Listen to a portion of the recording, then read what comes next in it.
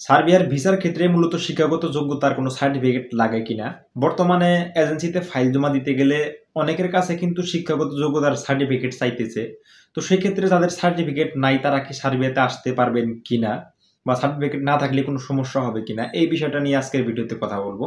তো চলুন শুরু করি আজকের ভিডিও। আসলে সার্টিফিকেট লাগবে কি লাগবে না এই বিষয়টা কিছু নির্দিষ্ট বিষয়ের উপর ডিপেন্ড করে। এই নির্দিষ্ট কিছু শর্ত আমি পরবর্তীতে বলবো।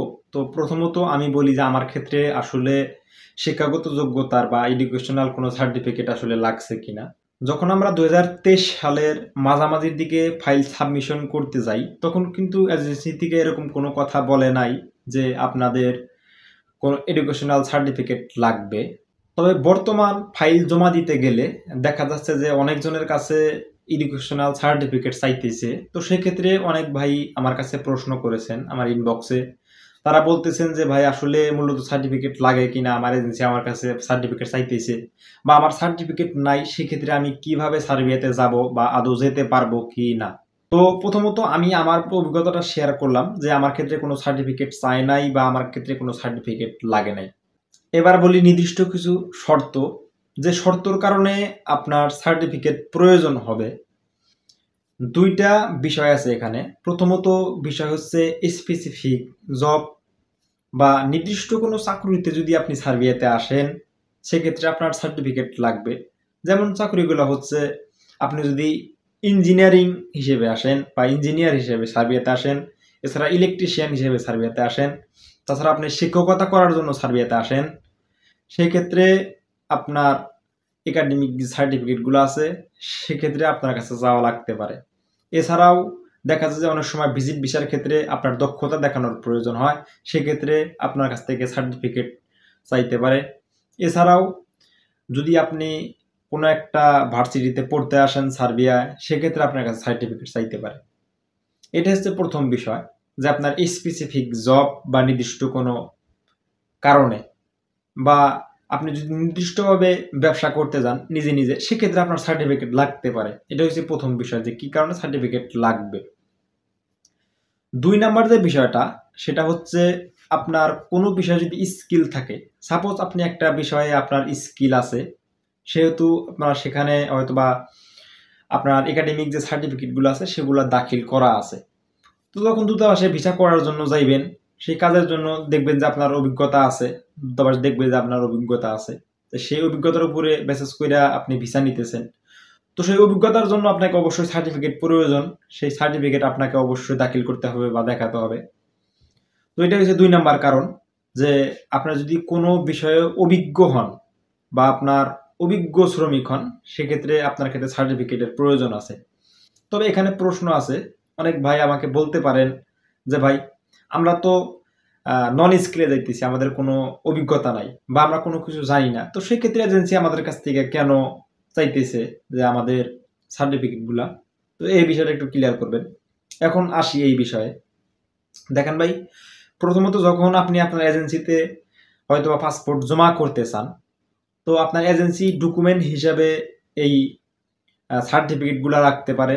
এছাড়া দেখা যাইতেছে যে আপনার নিয়োগ কর্মকর্তা যদি আপনার কাছে চায়, সেক্ষেত্রে আপনাকে সার্টিফিকেট দাখিল করতে হবে। এখন যদি লাগুক আর না লাগুক সেটা ব্যক্তিগত, মানে ওইটা হয়তো এজেন্সির ব্যাপার বা আপনার নিয়োগ কর্মকর্তার ব্যাপার, লাগুক না লাগুক। তবে আপনার কাছে চাইছে আপনি দিতে হবে যদি সার্ভেতে আসতেছে, যদি আপনার থাকে। এখন আরেকটা প্রশ্ন হইছে যে ভাই আমার তো সার্টিফিকেট নাই, তো সেক্ষেত্রে আমি কিভাবে যাব বা আসলে যেতে পারবো কিনা। ভাই আপনার যদি সার্টিফিকেট না থাকে সেক্ষেত্রে আপনি আসতে পারবেন, কিন্তু আপনাকে আসতে হবে, হয়তো আপনার কোনো কাজের অভিজ্ঞতা থাকবে না, বা আপনার যদি কোনো কাজের অভিজ্ঞতা না থাকে সেক্ষেত্রে তো সার্টিফিকেট প্রয়োজন নাই। তো সেক্ষেত্রে এজেন্সি চাইতে পারে আপনার কাছে যে সার্টিফিকেট দেন। সেক্ষেত্রে আপনি বলবেন ফাইল জমা দেওয়ার সময় যে ভাই আমার কোনো শিক্ষাগত যোগ্যতার সার্টিফিকেট নাই, সেক্ষেত্রে আপনারা আমার যে ডকুমেন্টগুলো আছে এগুলো দিয়ে যা করার তাই করেন, কোনো সমস্যা নাই, বা যেরকম ভাবে হয় সেরকম ভাবেই করেন, কারণ আমার শিক্ষাগত যোগ্যতার সার্টিফিকেট নাই বা আমি ওইভাবে এডুকেশনাল লেখাপড়া করিনি। এরকম অনেক মানুষ আসছে যারা হয়তো বা লেখাপড়া করে না, ন্যূনতম লেখাপড়া করছে কিন্তু কোনো সার্টিফিকেট নেই, আমাদের সাথে আসছে। যদিও হয়তো সেটা একটু আগের ব্যাপার, কিন্তু বর্তমানে যারা আসছে তাদের কাছে অনেকজনের কাছেই হয়তো বা দেখা যেতেছে সার্টিফিকেট গুলা চায়। এখন কথা হচ্ছে আপনি আসলে সার্টিফিকেট ছাড়া সার্ভেতে আসতে পারবেন কিনা। দেখেন ভাই, সার্টিফিকেট ছাড়া আসতে পারবেন অবশ্যই। অনেকজনের সার্টিফিকেট ছাড়া আসে বা এখনো আসতেছে, কোনো সমস্যা নাই। সেক্ষেত্রে আপনাকে দেখা যাচ্ছে যে আপনি যেটা বললাম আমি আগেই, আপনি এজেন্সিতে বলতে হবে যে ভাই আমার সার্টিফিকেট নাই, সেক্ষেত্রে আমি সার্ভেতে যেতে চাই, যে কোনো মূল্যে আমাকে সার্ভেতে নিয়ে দেন। দেখবেন আপনার এজেন্সি আপনার সমস্ত ব্যবস্থা করে দিবে। এবং আরো একটা কারণে আপনার কাছ থেকে সার্টিফিকেট চাওয়া হয়, সেটা হচ্ছে দেখা যাচ্ছে যে আপনার পাসপোর্টে নাম আছে একরকম, হয়তোবা ভোটার আইডি কার্ড যে ন্যাশনাল আইডেন্টি কার্ড আছে সেখানে নাম আছে অন্যরকম। এসব কারণে দেখা যাচ্ছে যে সবকিছুর সাথে মিল আছে কিনা আপনার নামটা, এই কারণে হয়তো আপনার কাছে সার্টিফিকেট চাওয়া হয়, বা সার্টিফিকেট অনুযায়ী আপনার ভোটার আইডি কার্ড বা ভোটার আইডি কার্ড অনুযায়ী পাসপোর্ট সব ঠিকঠাক আছে কিনা, এইসব বিষয়ের জন্য দেখার জন্য দেখা যাচ্ছে যে অনেক সময় সার্টিফিকেট চাওয়া হয় ডকুমেন্টারি হিসাবে। এগুলো হয়তো বা ভিসার ক্ষেত্রে প্রয়োজন হয় না। আমি যে বললাম যে নির্দিষ্ট কিছু কাজ, স্পেসিফিক কিছু কাজ, সেগুলোর ক্ষেত্রে দরকার হতে পারে।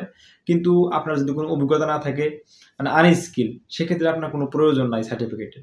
তবে যদি আপনার এজেন্সি বা আপনার নিয়োগ কর্মকর্তা বা কোম্পানি যদি চায়, সেক্ষেত্রে আপনাকে দিতে হবে আপনাকে। আশা করছি পুরো বিষয়টা ক্লিয়ারভাবে বুঝতে পারছেন।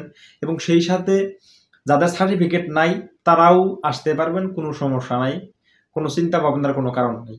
এটাই হচ্ছে মূলত বিষয়। তবে সেটা এজেন্সির সাথে আপনাদের কথা বলতে হবে। এজেন্সির সাথে ফেস টু ফেস কথা বলে আপনারা সেই বিষয়টা সমাধান করবেন। এবং আমাদের ক্ষেত্রে কোনো সার্টিফিকেট লাগে নাই, বা আমাদের পরে যে আসছে তাদের ক্ষেত্রে কোনো সার্টিফিকেট লাগে নাই। ইদানিং কিছু ফাইল জমা দিতে গেলে তার কাছ থেকে সার্টিফিকেট চাচ্ছে। এটা তাদের ডকুমেন্টারি হিসাবে হয়তো বা লাগে, বা নির্দিষ্ট কিছু কাজের জন্য লাগে। এটাই হচ্ছে মূলত বিষয়। আশা করছি পুরো বিষয়টা বুঝতে পারছেন আপনারা, সার্টিফিকেটের যে বিষয়টা। এবং সেই সাথে বলতে গেলে কিছু ভাই আমাকে নির্দিষ্টভাবে জিজ্ঞেস করেছেন যে ভাই কোন এজেন্সিতে ফাইল জমা দিব। ভাই আমি আগেও ভিডিওতে বলেছি যে স্পেসিফিকভাবে আমি কোনো এজেন্সির নাম বলতে পারবো না, এজন্য আমি দুঃখিত। ওই বাংলা কথায় আছে যে ভাসুরের নাম নেওয়া জায়েজ নাই, যদিও নেওয়া জায়েজ আছে ঠিক আছে, কিন্তু ভাসুরের নাম বলতে নাই। তো ভাই দেখা যাচ্ছে যে যদিও আমি এজেন্সির কথা বলতে পারি, কিন্তু আমি বলবো না এখানে। কারণ দেখা যাচ্ছে যে বলতে গেলে আমি একটা এজেন্সির কথা বললাম, সেখানে ফাইল জমা দিলেন, একটা সমস্যা হয়ে গেলো, সেই দায়টা আমার উপর আসলো। সেক্ষেত্রে আমি চাই না যে আমি একটা মানুষের ক্ষতি করি বা আমার দ্বারা একটা মানুষের ক্ষতি হোক। এই কারণে আমি কোনো সময় স্পেসিফিকভাবে কোনো এজেন্সির কথা বলি না। অনেকজন আমাকে ইনবক্সে বা আমার ফেসবুক পেজের ইনবক্সে নক দেন, আমার সাথে হয়তো কথাবার্তা বলেন। তো আমি আমার সাধ্য অনুযায়ী সাজেশন করার চেষ্টা করি। এতে অনেকজনে দেখা যায় যে ফাইল অনেক জায়গায় জমা দিতেছেন বা কথাবার্তা বলতেছেন। তো আপনারা কথাবার্তা বইলা ৫ জায়গায় কথা বলবেন, হয়তো বা এক জায়গায় ভালো লাগতে পারে সেখানে জমা দিবেন। এটাই হচ্ছে মূলত বিষয়। তো আপনারা আসেন সার্ভের জন্য, আপনাদের অগ্রিম শুভেচ্ছা। যারা ফাইল প্রসেসিং করতেছেন বা যারা আসতেছেন এই মুহূর্তে, সবার জন্য আমার মন থেকে দোয়া। আল্লাহ যেন সবার ব্যবস্থা করে দেয় বা আপনারা তাড়াতাড়ি আসেন। সেই আশাবাদ ব্যক্ত রেখে আজকের মতো ভিডিওটি এখানে শেষ করব। এবং সেই সাথে যদি ভিডিওটি ভালো লাগে অবশ্যই লাইক করবেন, কমেন্ট করবেন যদি সার্ভে সম্পর্কে কোনো প্রশ্ন থেকে থাকে, এবং সেই সাথে ভিডিওটি শেয়ার করবেন। আর আপনি যদি আমার ইউটিউব চ্যানেলে নতুন হয়ে থাকেন, অবশ্যই আমাদের YouTube channel hacks for Europe সার্বিয়ার সমস্ত রকম আপডেট এবং ভিসা সংক্রান্ত এবং পারমিট সংক্রান্ত নানা রকম তথ্য পেতে আমাদের এই চ্যানেলটি অবশ্যই সাবস্ক্রাইব করে সাথে থাকবেন। তো সবাই ভালো থাকবেন, সুস্থ থাকবেন, এই আশাবাদ ব্যক্ত রেখে আজকের মতো ভিডিওটি এখানেই শেষ করব। আল্লাহ হাফেজ।